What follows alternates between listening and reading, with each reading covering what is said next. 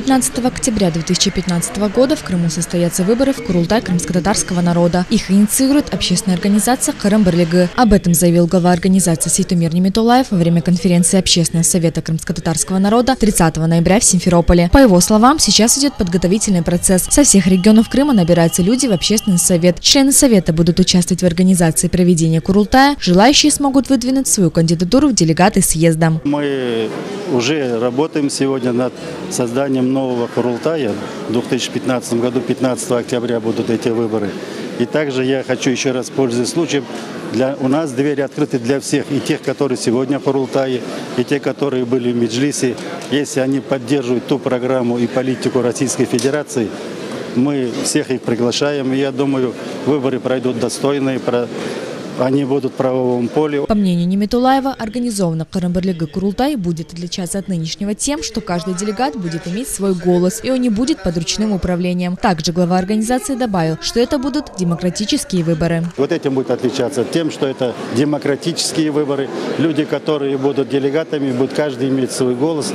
И мы не собираемся, чтобы мы даже вот этот вопрос, что решаем абсолютно, приглашаем всех заместителей. Каждый вопрос решается с коллективом. Зал автосалона, где проходила конференция общественного совета, вместил большое количество посетителей – около 500 человек. На мероприятие приехала большая делегация из Турции. Среди них глава Федерации крымско-татарских дернеков Унверсель, глава Федерации крымских дернеков, председатель дернека Коджали Ибраим Араджи, депутат Анкары от Республиканской народной партии Булен Кушуглу и другие представители. Они заявили, что также поддерживают проведение нового Курултая крымско-татарского народа.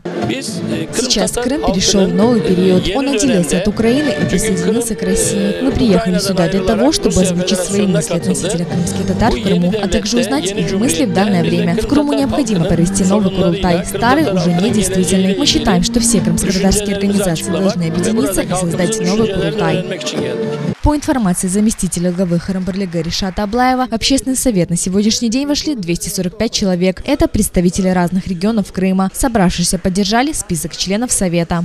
Севастополь, Ахьядан, Экадан, Феодосиядан, Учадан, Советский район, Алтадан, Баксарай район, Учадан. Кроме того, участники конференции приняли резолюцию и обращение президенту Российской Федерации Владимиру Путину и президенту Турции Реджеп Таyyip Эрдогану. Как известно, сегодня в Анкаре должна состояться встреча лидеров двух государств. Общественный совет крымско-татарского народа, созданного по инициативе Кырым Бірлігі, приветствует вас и надеется, что в ходе ваших встреч вы примете решения, нацеленные на дальнейшее углубление и развитие добрососедских взаимовыгодных отношений между Россией и Турцией. Напомним, представители Меджлиса категорически не принимают проведение выборов в альтернативный Курултай. Члены представительного органа крымских татар заявляют, что решение о проведении выборов делегата Курултая принимается только на сессии Курултая.